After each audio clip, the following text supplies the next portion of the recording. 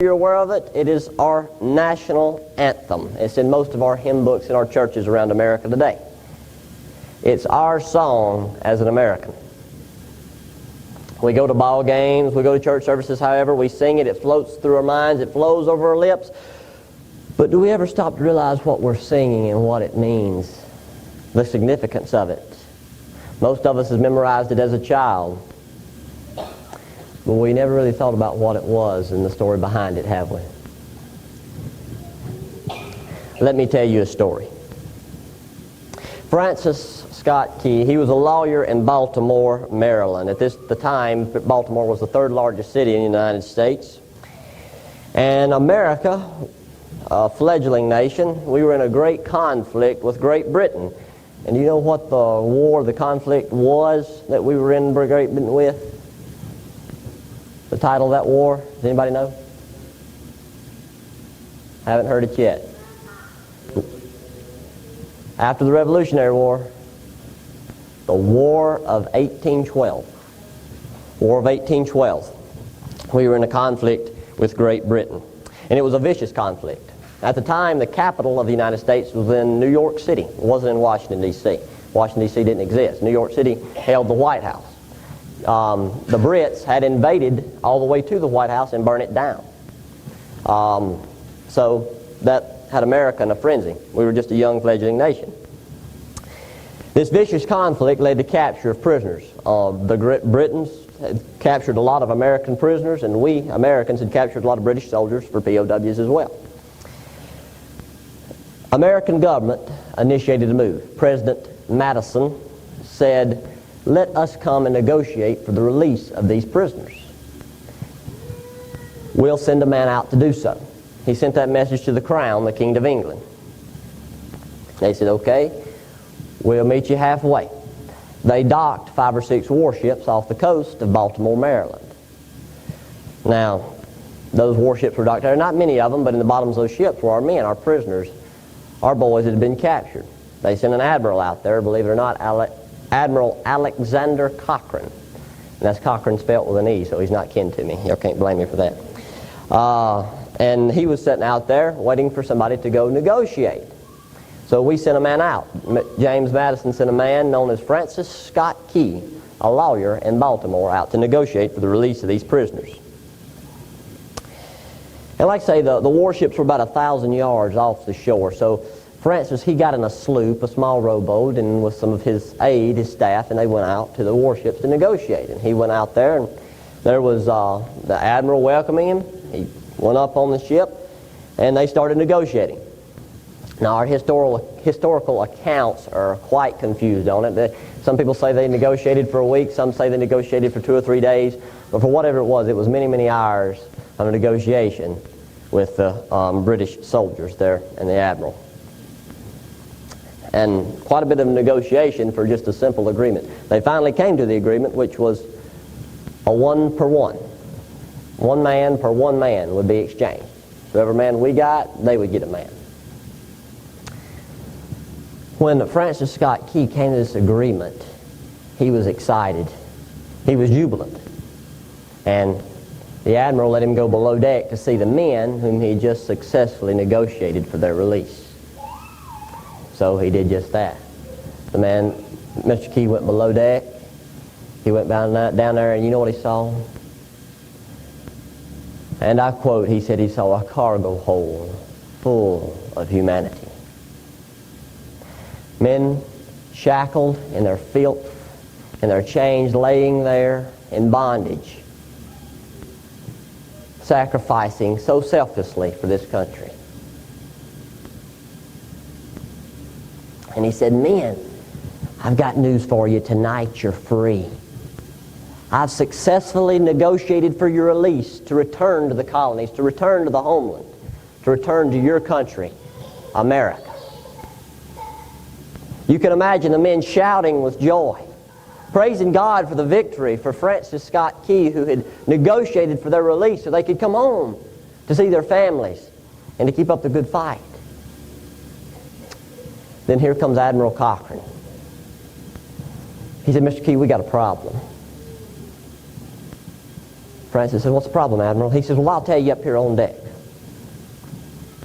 So you can see them going back up on the deck there. And he said, "Mr. Key, we got a major problem." And Francis Scott Key will say, "What's the problem, Admiral? What's the problem?" He said, "Well, I want you to know we're going to honor our commitment to release these men, but you see, it'll be merely an academic thing after tonight." Francis Scott Key said, "Don't understand what you mean, Admiral." He said, "Well, Mr. Key, if you could scan the horizon of the ocean, you'll see what I mean." And you can imagine the Admiral handing Francis his telescope and Francis looking across the ocean out there. And you know what he saw? Several little dots on the water. Way out yonder, he saw several little dots, just tiny little specks out there on the water. He says, "Admiral, all I see is a bunch of little specks out there on the water." He said, "Yes." He said, "That's the entire British naval war fleet." He said, "And they'll be here by nightfall." He said, "You see that fort ashore over yonder? That fort there? Fort McHenry?" "You mean, Mr. Admiral?" He said, "Yeah, Fort McHenry. You see that fort?" He said, "We're going to remove it from the face of the earth." You can just imagine Francis in horror, just in shock. He said, "Admiral, you can't remove that fort. Fort McHenry, you see, is predominantly not a military fort. It's filled with women and children. You cannot shell that fort, Admiral." He said, "Mr. Key, we're going to shell that fort." He said, "But not to worry. We've left them a way out, one way." He said, "You see that flag way up yonder on the rampart?" And a rampart was an elevated sector inside the walls of a fort that they could put cannons on and shoot over the wall if they needed to. But on that center rampart, a diamond-shaped rampart, they had a flag flying high. You know what flag that was? It was that flag right there. Just had a few less stars on it. He said, "Y'all see that flag that you're flying up there?" He said, "We've left them way out." He said, "We've sent word that if they will take that flag down, the shelling will stop, it'll be over, we'll come ashore, and you'll be under British rule." Francis said, "Admiral, they're not going to take that flag down." He said, "So be it. But they have written authority and word from us that if they take it down, the fight will be over." Francis, in the horror of what's going on, you can just imagine him pacing back and forth, wondering what he's going to do. He goes down there, back to the men, and he informs the men on what's happening. He said, "Men, as we speak, the British Navy is piling up against us. They're mounting up out here. They're going to destroy Fort McHenry and take the flag down." And what do you think those men did down there in the belly of that ship? They fell on their face. "God, keep our flag flying, God. You know what we need, God. God, that means it all. Providence alone rests on Fort McHenry and the flag. Oh, God, be with us. Help us, dear Lord." Can you just imagine the wailing and the men screaming for God, for help and mercy from God to save them? To save the country that they had started. The country that we enjoy today.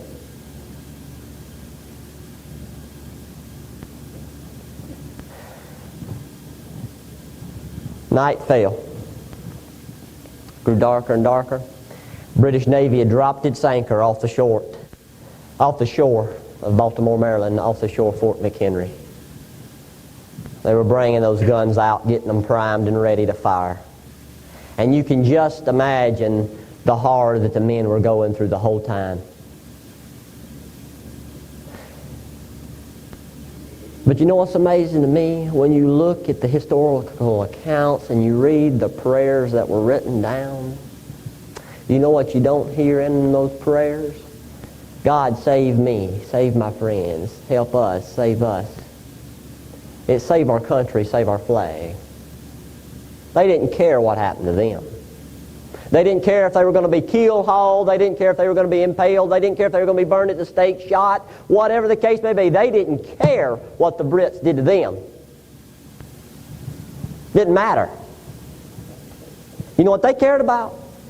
They cared about that flag right there. They wanted that flag to stay flying. It meant their life, the torture, whatever it took. They wanted that flag to stay flying.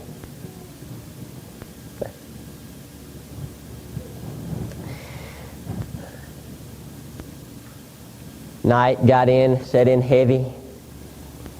Dew fell. You can just imagine sitting out there on that water. Bang! The first shot went off.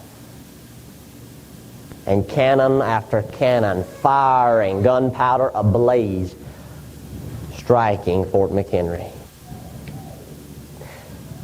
British naval warfleet, the Atlantic Fleet, some say it contained 200 or 300 ships. We can guarantee there was at least 60 ships there. Each, some with 60 and 70 guns, some with 200 and 300 guns. All of them firing. Firing on Fort McHenry.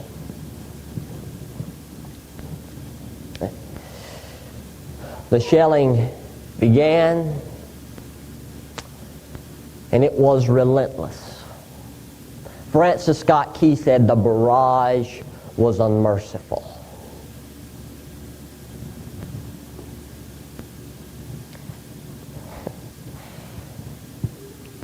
It kept going through the night.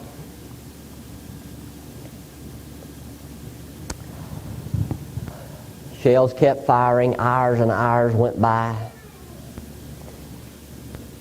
And I'm just thinking those whole time, those men down there below the deck of the ship, God, keep our flag flying. You see, there were no atheists in the belly of that ship. There were no evolutionists. There were nobody that was against God and the Creator, God Almighty then. Every one of those men there were Christians, and they were praying and crying out to their Almighty God to keep that flag flying.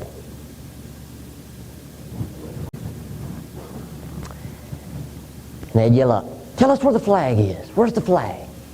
Francis say, "It's still up. It's still up. Is the flag still flying? It's still up."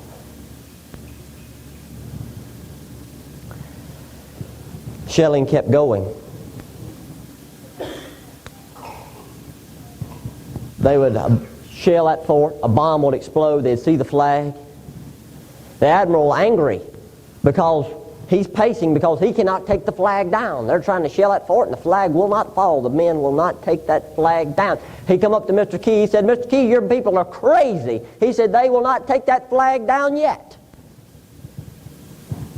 Francis said, "Admiral, I'm reminded of what a great man once said." The man's name was General Washington. He said, "The thing that sets the American Christian apart from any other person in the world is that he'll die on his feet before he'll live on his knees." Admiral said, "Mr. Key, then that's just what they'll do. They'll die on their feet." He ordered every gun on the ship to be trained on that flag. He says, "I want that flag to fall now, men." That's just what they did. He yelled down to the men below deck. He said he's ordered every gun to be trained on the flag. All hope is lost. They're going to take the flag down. They started shelling the fort, specifically on that rampart, shelling the flag. The men praying earnestly, "Please, God, keep our flag flying." The whole time. You can imagine that ship as those cannons are firing, the ship's rocking back and forth from that cannon fire, just boom, and that ship rocking back, and it sets back down, another cannon goes off. But you know what?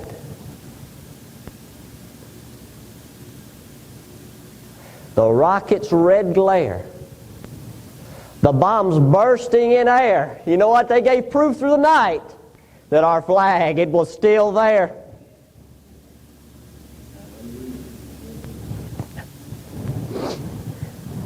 Francis Scott Key, it was completely nondescript, he said. Even the flagpole was at a crazy angle. And the flag was tattered and in shreds and tears, but it was still there. And the admiral in shock. All the guns shooting at the flag and it's not falling. And Francis Scott Key began to wonder, not so much about the negotiations, about the battle. He began to wonder, what's keeping that flag up? Because you see, it was just an amazing thing that the flag was still flying. Was it the hand of God? And it was. But what physical thing could be keeping that flag up?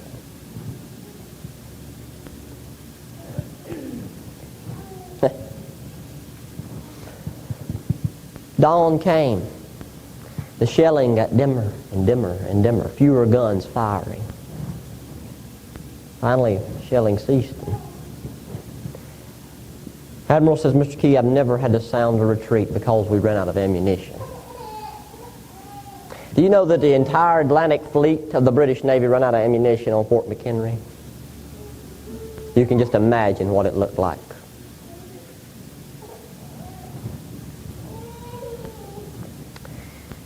He said, Mr. Key, I don't know what's kept that flag up. But the Creator God Almighty has truly had His hand over America last night because we gave you everything we had. He said, go ashore and prepare to receive all your men. We'll honor our commitment to release them. Francis, thank you, Admiral. Thank you, Admiral. He's not concerned with the negotiations. He wants to go to the Fort McHenry and see what's keeping that flag up. He gets in his sloop with his men, and they go ashore. He walks in the fort. And you know what he sees laying everywhere? He sees a body here, a leg there, an arm over here, laying all over the ground, blood everywhere. He said, what is wrong? Why won't you take these men and bury them? Why are y'all leaving them laying around? He said, Mr. Key, you don't understand. He said, what do I not understand? He said, well, look up on the rampart there. I said, what about it? He said, look up, just look up there. And you know what? The flagpole that was standing so high, do you know what was holding it at that crazy angle? Men. You see, very early on in the battle, a cannonball came in and struck the base of the flagpole, severing it completely in two. You know what happened? Men, brothers, stepped up to hold it up humanly all night. And as cannonballs came in and killed the ones at the base of the flag, more would step up and stand to hold it up. A line of men walking into suicide all night long to keep that flag flying.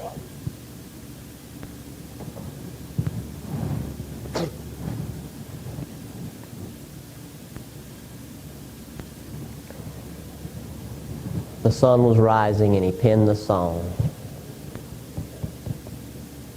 Oh, say can you see by the dawn's early light.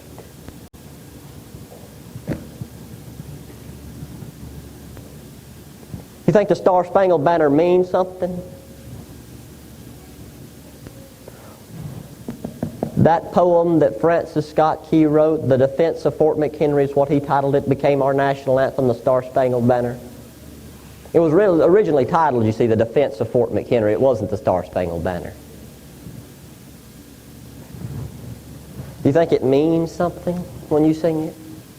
Do you think it means something to those men that night who got slaughtered?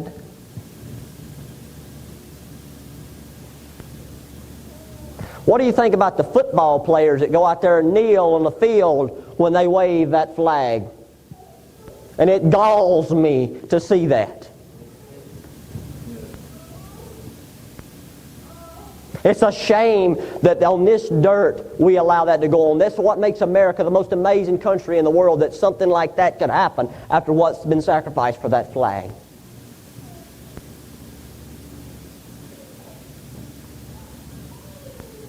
Oh, it galls me.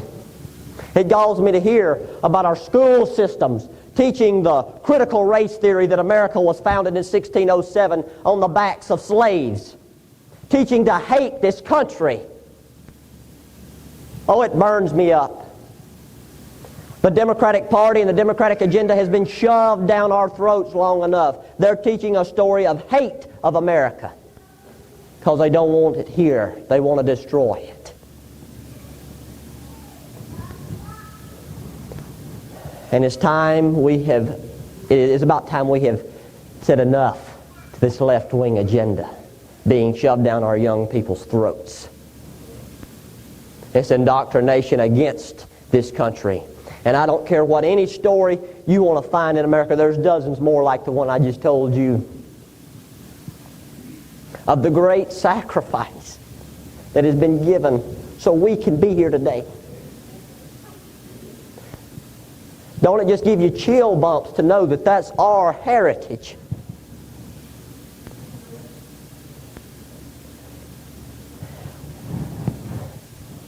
I love this country, folks. I do not despair of this nation. And when anybody tries to hear, I've had so many people in debates in my past time, and Lord knows I'm not the biggest and the best in it. But I've heard so many young people come up and try to tell me the same story of hate for America, and I know they haven't heard the whole story when I hear that. They've just been fed a line that they don't realize what they've been fed, because the people that are feeding it to them, they're the ones that cause the despair. Any story of hate, any story of slavery, any story of evil in America was started, bred, and founded by the Democratic Party. It wasn't America that kept slaves, it was the Democrats. And that's the God's honest truth. You know the founder of the Republican Party was? Abraham Lincoln, the fellow that abolished slavery. So it's not a story of American hate. It's not a story of American failure or American slavery. It's a story of democratic slavery. And don't let anybody blame America for something that's not America's fault, because, as Abraham Lincoln said, the idea of slavery was not uniquely American. The founders penned it in the Constitution, all men created equal. While it may have not been able to be enforced then, because if they had tried to enforce it then, they wouldn't have had a union. But they penned it so that the enforcement of it could come as swiftly and as rapidly as possible. And what is uniquely American is that we fought a war to abolish slavery, the greatest war we've ever fought in this country's history, costing more lives than all the other ones we've been in combined. So don't let the story of American shame influence you about America, because there is no American shame. Ronald Reagan said,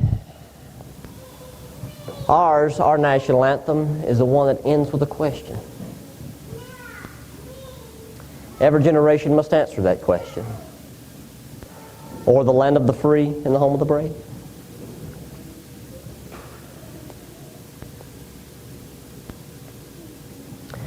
Young people today, all our 14 and 15 and 16, 17-year-olds out there, y'all have got to answer that question. Is this the land of the free and the home of the brave?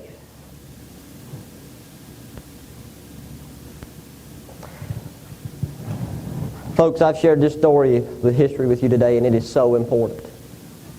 Our history is so important.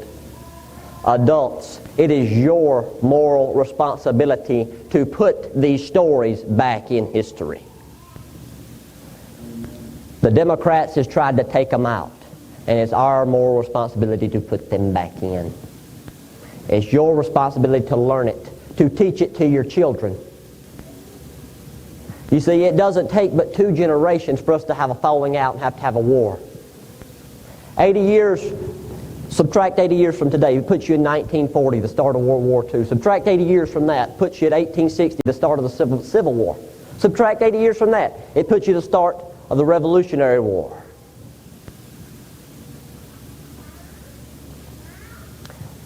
Maybe if we knew our history, we could have saved several 100,000 lives in wars.